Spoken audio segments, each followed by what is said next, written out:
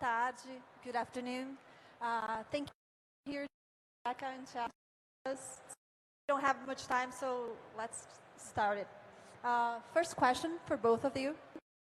What do you think are the biggest challenges today facing the tech industry when it comes to sustainability and responsible tech? Maybe you can start, Rebecca.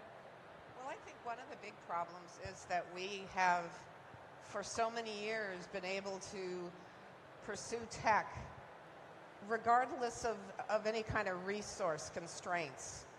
We haven't had to worry about optimizing for memory or disk speed because Moore's law has just been making everything work so much quicker and more effectively. And now we have this constraint of sustainability, and we have to start thinking about how do we want to trade those things off? Is this thing that I'm trying to solve worth the amount of carbon that is going to be emitted? We haven't really had to think about that before, and it is going to change the way we think about the technology that we deploy and the problems that we go after. It's amazing to see Elisa and everyone. Hi. First, thank you for being here. It's amazing to be able to talk to you about such a dilemma that we have in the tech industry and everywhere else, because we are living a situation of global environmental disaster that precedes our basic problems, and therefore the tech industry, as well as every industry we have to face climate change, we have to face the acidification of the oceans and the loss of biodiversity and so many things. And tech industry, of course, needs to address this, because if you don't have the capacity to produce energy in a renewable way, we don't have the capacity to interact with communities in a sustainable and just way, we don't have a future. Therefore, what I believe that is the biggest challenge is how can we produce tech that will address the biggest mission of our generation, which is to build a new society that ends exploitation, ends oppression, and ends environmental destruction, and in fact creates a society that is worth living in. Not only how can we manage the disaster, but how much can tech put us into a new level of humanity living in harmony with nature. It's part of the challenge I believe we face. Thank you. Rebecca, and how can we ensure that responsible and sustainable tech is not just a buzzword or a marketing slogan? Well, we have to build it into our fundamental processes. We need to start monitoring what are the impacts that we are having with our technology. We need to build it in. There's a great quote from Cathy O'Neill, who's the author of The Weapons of Mass Destruction. And she said, we can build responsible tech if we believe that we can and we insist that we do. Because it is going to be a behavioral change. We've got all of these other things that we worry about, usability and accessibility and you know, all of that. And we've got to add responsible tech and sustainability as one of those. You know, this is no longer a nice to have, but it is going to be a culture change, a behavior change. Thiago, can you tell us about the work Movimento Bem Viver, about your work and how it is promoting sustainability? Great, thank you, Elisa.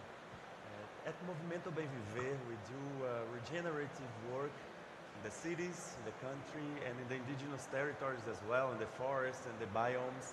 And we try to gather those three places. People that lives in the city need to have a relationship with people in the country, and people that lives in the country have to relate with people that lives in the biomes, in the forests.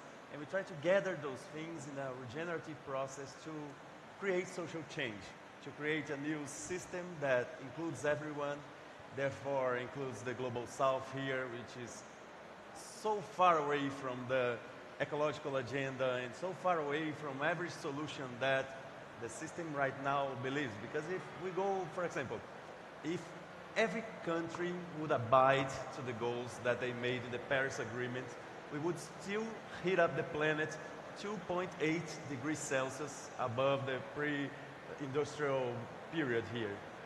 But they're not abiding to their own goals. So therefore, we would hit, according to IPCC last report, we'll hit 3.2 degrees Celsius.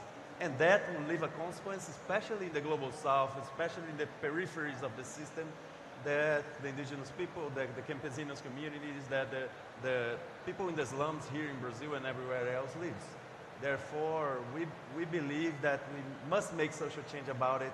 And Movimento Bem Viver, which is a movement that gathers many activists from those parts to regenerate the planet through agroforestry systems, to social change, doing making protests, and trying to promote a change that we believe is our mission here as mankind right now. So we're doing this and using tech to gather people together, and Thoughtworks has been a very good partner for us because they're helping us to reach people. And how can people support that work that we do in a way that we can grow and achieve people and reach them in a time that is compatible with the huge challenge that we have. Okay, another question for both of you. How can the tech industry work with other sectors and stakeholders to address global challenges like climate change, biodiversity loss, and social inequality? Well, I think tech has a lot to offer in solving those problems. When you're looking at supply chain, for example, which is where many organizations have a great deal of their carbon footprint is actually through their supply chain. There are all kinds of options available to organizations about how to optimize that supply chain. Well, we have programs that know how to generate scenarios and evaluate options and prioritize. We did this for one client, and they had initially thought they were going to have to make this very complex change that was going to be very costly. And we actually found that this one very simple change would give them significantly more carbon savings. But it wasn't obvious that that would be the case. And so we can use technology in ways to simulate and visualize supply chains and other aspects of how an organization is impacting the planet so that we can reduce that. That's nice. I agree with Rebecca a lot. Actually, when we talk about tech, I always quote an indigenous friend, which was a mentor to me, and he says, why we call tech only things that demand electricity to work? Because when we are producing agroforest, for example, we are creating a forest, we are regenerating a forest. When we are doing things in a thing that we call mutirão, which as a collective work for the common good, this is a social and ecological technology as well. Therefore, the tech sector that we call here, the industrial tech sector, it's very good, of course, because it can inspire people to be disruptive. It's better that most of the sectors, they only think about their trimester profit. And the tech sector, although it addresses economic challenge as well, but they inspire people to believe that being disruptive makes you not only think about profit, because if we talk about fossil fuels companies, they always think about profit first. And if we invest in renewable energies, we invest in regenerative energies, we can actually profit not only as a company, as a shareholder or something like that, but we can profit as society, as mankind, as beings that live in this planet and that needs to address that in order to preserve life as we know it. Therefore, I think the tech industry can contribute a lot by showing that we have been doing things in a wrong way, and we can do it in a much better way if we dare, if we disrupt, if we innovate. And tech is all about that. So I think it's a sector that can really address that. It can really inspire people to be more disruptive in a system that is going to collapse, and we have to change it. And Thiago, what advice would you give to aspiring tech leaders who want to promote sustainability and social responsibility in their work? That's very nice. I would give the advice that I received myself 18 years ago. I'm 36 years old, and 18 years ago I got in touch with my biggest life purpose, which is to help with that historical mission that we have. And the advice was to go there, to go to the territories, to go to the indigenous territories. In Brazil only we have 305 indigenous people, different indigenous territories, indigenous people with 274 different languages. And we have the campesinos communities, and we have the quilombolas communities, and we have so many different traditional communities here. We have the people that do amazing work in every poor community in the cities. And actually we not only try to imagine what people think and how to provide a solution for them, but we actually live in that territory. We actually connect with those people, with their stories, with their pains. Therefore, and only then I believe that we can think a real solution that includes the majority of the people. Because although we are the 99%, some of the project that we see as a project for the future does not include the majority of the people. That does not include people based on gender, race, and sexuality, and nationality, and so many things that although so many leaders try to think a good solution for that, we have to guarantee that they know what they're talking about, so they have to live there and check for themselves. That would be the best advice I could give. Thank you. Rebecca, what new technologies are emerging that have the potential to accelerate progress towards sustainable tech? And if you could comment on what are some of the ethical considerations and risks associated with them?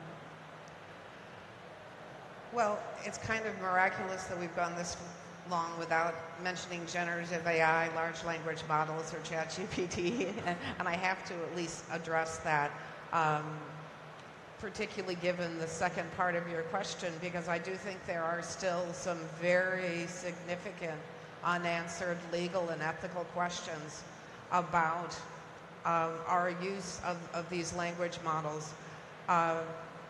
They are incredibly powerful. I've been involved with artificial intelligence for a very long time and seen many, many AI winters. This one's real. It is going to impact everything.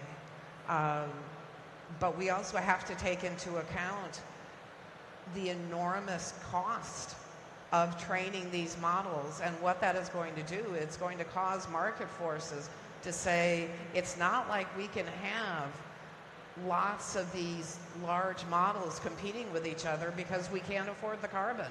We can't afford the impact to the environment.